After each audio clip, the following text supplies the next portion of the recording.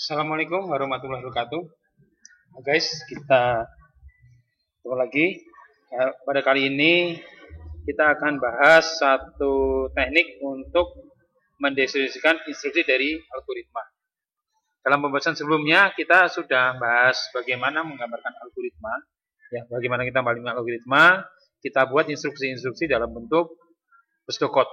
Nah, seperti kita sudah pernah bahas di awal, dalam membentuk satu algoritma sebenarnya bisa dengan bahasa natural, dengan pseudocode, dan dengan notasi flowchart. Bahasa natural yaitu artinya dengan versi kita sehari-hari, di mana ini tiap orang punya persepsi berbeda dalam mendeskripsikan satu instruksi. Nah, sebelumnya kita sudah banyak bahas tentang menggunakan pseudocode, ya, ada semacam bentuk-bentuk seperti read, write, tanda penugasan. Nah, itu bentuk-bentuk pseudocode yang sudah kita bahas sampai materi kemarin terakhir tentang record. Nah, di sini kita akan coba bahas menggunakan namanya notasi flowchart. Ya, jadi pembahasan di poin 1 nomor 2 sudah kita bahas di sebelumnya, jadi tidak bahas. Nah, bagaimana kita nanti melihat hubungan antara pseudocode dengan notasi flowchart ini. Nah, flowchart ya, flowchart atau diagram alir adalah penggambaran alur instruksi dengan menggunakan notasi-notasi di mana setiap notasinya memiliki arti tertentu. Aplikasi atau perangkat software yang digunakan untuk menggambarkan notasi flowchart nanti dapat menggunakan aplikasi pengolah kata seperti aplikasi Office atau menggunakan aplikasi yang menyediakan notasi-notasi seperti Visio juga dari Microsoft Office. Atau Anda bisa juga download unduh secara free juga ada. Anda bisa cari di Google aplikasi yang bisa menggambarkan notasi flowchart. Oke, kita kenal lambang-lambangnya. Ini saya ambil dari Visio ya. Jadi basic flowchart. Basic berarti ada yang tingkat lebih kompleksnya. Yang kita bahas di sini adalah menggunakan konsep basicnya. Nah, yang kita bahas di sini nanti gunakan notasi proses yang gambarnya kotak, notasi decision yang gambarnya seperti belah ketupat, kemudian subproses yang gambarnya kotak tapi ada garis di sini, start sama end gambarnya seperti ini. Mungkin agak nanti beberapa notasi yang gambarnya nggak bundar begini ya, karena tadi ada keterbatasan notasinya. Dokumen ya, kemudian data. Ya, dokumen mungkin kita nggak gambarkan karena di sini kita fokusnya membahas tentang algoritma. Jadi yang akan kita bahas adalah proses, decision, subproses, start end, dan data. Oke, kita lihat langsung ya penggunaannya. Ya, jadi kita nggak perlu bahas lagi tentang pseudocode yang sudah kita banyak bahas di sebelumnya. Nah, contoh yang dari awal ya tentang algoritma sekuensial atau berurutan. Nah, ini pseudocode-nya seperti ini misalnya read D, apa artinya dia membaca nilai D ya. Di sini ini ceritanya untuk menghitung luas dari satu lingkaran, inputkan diameternya. Nah, kita tahu bahwa diameter itu kalau untuk menghitung luas lingkaran yang diperlukan ketahui jari-jarinya. Maka di sini jari-jarinya harus kita bagi dua dulu sehingga dapatkan jari-jari. Setelah itu jari-jarinya kali jari-jari kali 22/7 atau 3,14 sehingga didapatkan nilai luasnya kemudian ditampilkan. Nah, ini kalau dalam bentuk instruksi pseudocode. Nah, ini kalau kita gambarkan ada flowchart seperti ini ya, di start. Nah, ini penggambarannya seperti ini ya. Ini sudah lebih tepat sebenarnya Anda gambarkan begini ya. Nah, ini seperti ini ya. Anda gunakan yang bentuknya oval begini. Nah, kemudian start. Kemudian di sini read. Nah, ini baca ya. Baca diameternya. Nah, untuk membaca menggunakan notasi yang seperti jajaran genjang ini. Seperti ini ya. Nah, ini seperti jajaran genjang ini digunakan notasi input ya. Jadi notasi adalah notasi data. Ini sebetulnya data. Ini bisa sebagai notasi input ataupun output kalau dalam algoritma. Nah, sini sebagai input read D, ya. Read D. Nah, berarti kita inputnya nil D. Kemudian diproses, ya. Proses kita gunakan gambar kotak, ya. Gambar kotak proses. Nah, jadi jari-jari D/2. Kemudian luas adalah 22/7 kali jari-jari kali jari-jari. Nah, sehingga dari sini nanti dapatlah nilai luasnya. Kemudian luasnya dicetak. Nah, untuk mencetak, nah tadi proses gambarnya kotak, untuk mencetak gambarnya sama dengan input. Menggunakan seperti ini, hanya notasi dalamnya adalah perintah untuk mencetak. Write luas. Ya, jadi boleh saja Anda tuliskan instruksi-instruksi pseudocode-nya ini Anda langsung masukkan di dalam flowchart ini. Ya. Tapi yang tepat gitu ya. Jadi misalnya Anda tidak melakukan read, ini kan berarti input. Anda tidak menggunakan gambar kotak, tapi menggunakan gambar ini. artinya sebagai input. Karena kalau gambarnya seperti ini, berarti mengasumsikan ini bukan input. Ya, jadi penggunaan notasi dalam perusahaan ini juga harus tepat supaya tidak salah dalam menginterpretasikan dari instruksi tersebut. Ya, karena yang kita fokus adalah perintah apapun di sini begitu ada bentuknya begini, oh ini berarti input.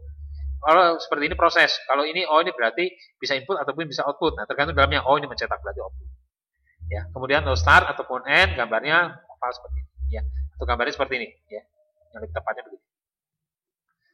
Nah, ini sequence ya. Nah, sekarang untuk yang contoh kasus yang sudah pernah kita bahas mengenai menggunakan if ya. Nah, di sini if misalnya kita mau membuat grade dari satu nilai ujian apakah dapat A, dapat B, dapat C, dapat D ataupun dapat E. Ya, dari sini read nilai ujian. Nah, berarti di sini read nilai ujian, kita inginkan start read nilai ujian, kemudian dilihat if nilai ujian lebih besar dari sama dengan 80 dan write A. Ya. Jadi di sini, nah ini kan ada proses keputusannya. Ini kita menggunakan proses yang namanya seperti ini. Ya, yang decision ini, belah ketupat ini. Ya. Jadi seperti ini. Nah, gambarnya seperti ini, dalamnya kita tulis nilai ujian apakah lebih besar dari 80. Nah, artinya kalau decision dia bisa menghasilkan dua kemungkinan, yaitu true ataupun false.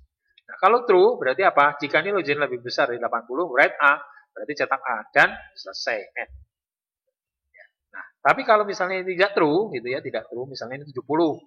Berarti kan false ya. Kalau false berarti dia lari ke else kan? Lari ke else. Nah, di sini saat ini berarti dia false. Berarti yang false di sini. False berarti nanti berikutnya, if berikutnya, yaitu nilai ujian apakah lebih besar dari 70? Kalau benar, write B. Tapi kalau salah, ya false. Berarti ke berikutnya. Dicek lagi. Apakah nilai ujian lebih besar dari 60? Kalau benar, nilainya C. Ya. Tapi kalau false, dia lagi. Apakah nilai ujiannya lebih besar dari 50? Oh maaf, ini harusnya ya benar, lebih besar sama dengan 50. Maka write D.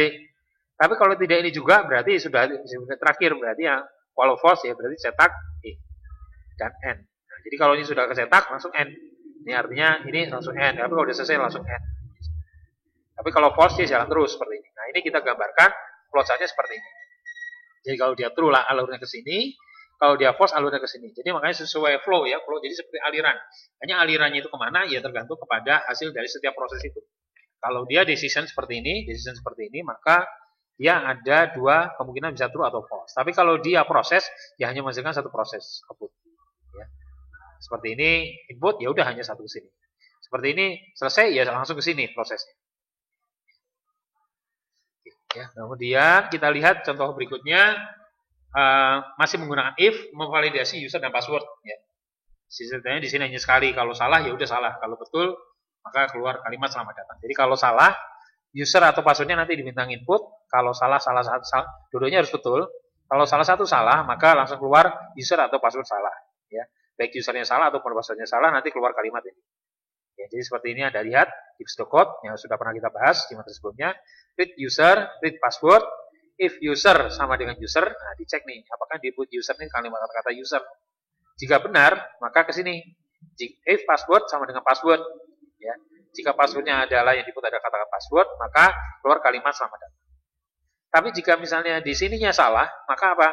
If di sini berpasangan dengan yang di sini ya, berarti dia lari ke sini. Nah, user atau password salah. Tapi kalau di sini benar, maka dia akan lari ke sini. Kemudian yang ternyata yang diinput di password ini adalah salah, maka dia keluar kalimat yang seperti di sini. Artinya begitu selesai di sini, ya langsung keluar. Ataupun selesai di sini langsung keluar. Nah, ini artinya Anda lihat berbeda ya. Dengan tadi, kalau tadi salah langsung else. Tapi kalau di sini kalau true, ada if lagi di dalam. Jadi ada if di dalam if. Kita nyebutnya kan apa? If bersarang ya. Nah, ini kita gambarkan dengan flowchartnya. Kita buat read usernya, read passwordnya, kan seperti ini ya. Masukin passwordnya, usernya, passwordnya. Nah, kemudian pertama, dicek usernya apa sama dengan user. Kalau iya, maka berikutnya passwordnya apakah sama dengan password yang tadi diinput. Kalau iya, keluar kalimatlah selamat datang. Ya. Jadi kalau true. Tapi kalau ini salah, langsung write user password salah, langsung keluar. Ya. Atau password yang di sini salah, maka ini langsung user password salah dan keluar. Langsung. Seperti itu. Jadi else yang di sini, yang pertama di sini adalah ya kalau di dalam pseudocode adalah yang ini. Ya. Nah, tapi yang jadi artinya kan satu di sini dia punya true false. Nah, false di sini berarti false yang luar. Nah, ini ada di dalamnya. Karena kenapa di bersarang? Dia true terus kemudian ada pengecekan lagi. perhatikan berbeda dengan di sini. Ya, kalau true selesai. Kalau di sini false ada proses berikutnya. Ya, kalau di sini ya, kalau true ada proses berikutnya. Ya. Kalau misalnya true lagi ada proses berikutnya, berarti ada buat if lagi di dalamnya.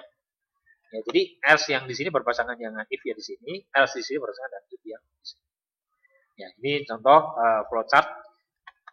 Ya, flowchart untuk model if yang model bersarang. Sekarang kita lihat yang penggunaan flowchart untuk loop. Nah, loop yang pernah kita bahas di sini misalnya for month sama dengan 1 to 12. Right, bulan ke 1 dalam setahun. 1, 2, 3, mencetak sampai 12. Ya, mulai 1 sampai 12. Nah, ini kan berarti proses looping ya, looping terus. Nah, berarti di sini dalam flowchartnya kita gambarkan begini. Start month di set pertama sama dengan 1 kan di sini kita for month 1 to 12 berarti nilai month pertama di set nilainya sama dengan 1. Maka month dituliskan menyimpan angka 1. Kemudian berikutnya ya, masuk ke sini kan dicetak bulan ke 1 dalam setahun.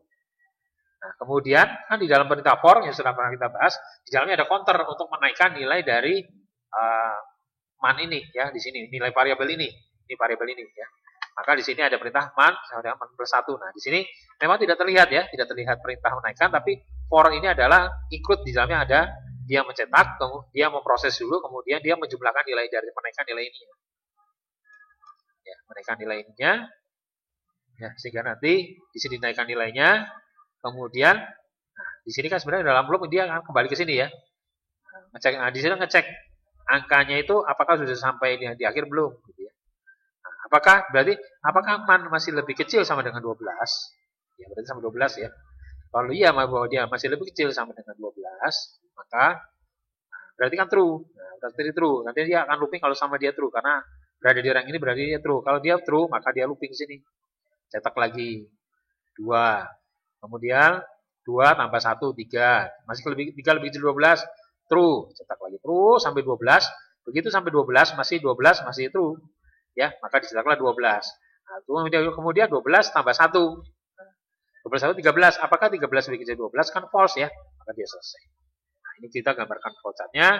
Berarti dia yang looping itu adalah true, yang false-nya adalah yang keluar. Ya. Nah, ini untuk proses dia mengeceknya di sini kita gunakan di sistem. Jadi seperti if, tapi di sini alurnya Anda lihat di sini kembali. Ya, perhatikan. Ya, Anda jangan membuat alur ini nanti ke sini. Kalau alur ini ke sini apa yang terjadi? Maka man-nya itu di set 1 lagi. Jadi walaupun Anda sudah tambahkan 1, maka man-nya itu sebenarnya nanti jadi 2. Begitu 2 balik ke sini maka di set lagi jadi balik 1. Artinya kalau Anda gambarkan flow-nya ke sini berarti apa? Dia akan looping selamanya. Ya, looping forever selamanya. Tidak akan pernah keluar. Nah, ini contoh menggunakan for. Nah, sekarang kita lihat menggunakan while. Ya. Contoh kasusnya password. Passwordnya pertama saya kosongkan dulu, set dulu. Nah, dibuat true kan di sini. While password tidak sama dengan hello. Artinya apa? Kalau dia tidak sama dengan true, ya, looping while ini kan yang sudah pernah kita bahas, dia akan looping selama dia true.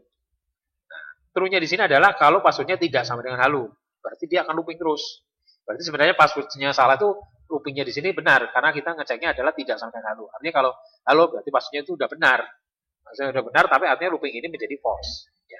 Maka di sini wait password ya password di set kosong dulu, di nilai kosong. Kemudian apakah passwordnya tidak sama dengan halo kan benar ya. Maka true. Kalau true maka nanti diminta coba masukkan passwordnya. Masukin passwordnya. Ya. Masukkan halo misalnya hanya H besar. Masuk ke sini. H besar, halo dengan H besar, tentunya tidak sama dengan halo seperti ini. Maka dia true, artinya tidak sama. Muter lagi. Nah, begitu dia sudah mencetak sama dengan halo di sini, sama dengan huruf kecil di sini, halo, maka dia menjadi false. Kenapa? Karena halonya sama dengan halo. Kalau sama dengan berarti menjadi false. Maka dia keluar dari sini, kemudian keluarlah kalimat selamat. Nah, itu kita gambarkan seperti ini. Jadi tidak ke sini ya, tidak halo tidak lari ke sini. Ya, kalau Anda lari ke sini berarti Anda ngetikkan apapun di sini akan di-set lagi di reset seolah-olah. Ya, makanya dia alurnya jadi ke sini. Jadi dia kan loopingnya di dalam sini. Dia ada di luar looping ini. Ya, jadi makanya digambarkan alurnya itu ke sebelah sini. Ini contoh looping. Nah, sekarang kita lihat contoh subprogram. Menggambarkan flowchartnya seperti apa? Nah, subprogram di sini adalah subprogram hitung luas segitiga. Nah, program utamanya adalah hitung luas segitiga. Nah, main programnya cuma ini. ya berarti kita tulis ini start. Nah, hanya di sini karena ini memanggil subprogram, kita gunakan notasi yang kotak terus ada garis. Nah, kita tulis ini hitung luas segitiga. Oh, berarti ini artinya adalah memanggil subprogram dan end selesai. Nah, artinya prosesnya begitu di sini, dia akan lari ke sub di sini. Sub hitung, kalau di sini kan subprogram hitung luas segitiga, nih, sub hitung luas segitiga. Masukin alasnya, masukin tingginya, kemudian setelah itu alas dan tinggi dikali 0,5, ya, ditugaskan disimpan luasnya. Ini proses ya, ini proses. Ini inputnya, ini proses. Begitu selesai, tampilkan luasnya. Begitu selesai, maka dia kembali ke sini dan end. Artinya dia dari sini hitung luas segitiga, dia panggil ini, dia proses, end sub, ya langsung berakhir di sini. Ya sama aja dari sini berakhir di sini. Nah, itu menggambarkannya dengan flowchartnya kita ada dua flowchart yang main programnya dan flowchart yang subnya. Ya, nah, start di main sama sub sama ya simbolnya. Menggunakan ini hanya kalau ini start, kalau ini adalah berarti start tapi dari sub. Jadi kalau subnya banyak ya Anda buat sub ininya berarti banyak. Oke, demikian penjelasan tentang flowchart. Mudah-mudahan mudah bisa dipahami. Terima kasih. Wabillahi taufiq wal hidayah. Wassalamualaikum warahmatullahi wabarakatuh.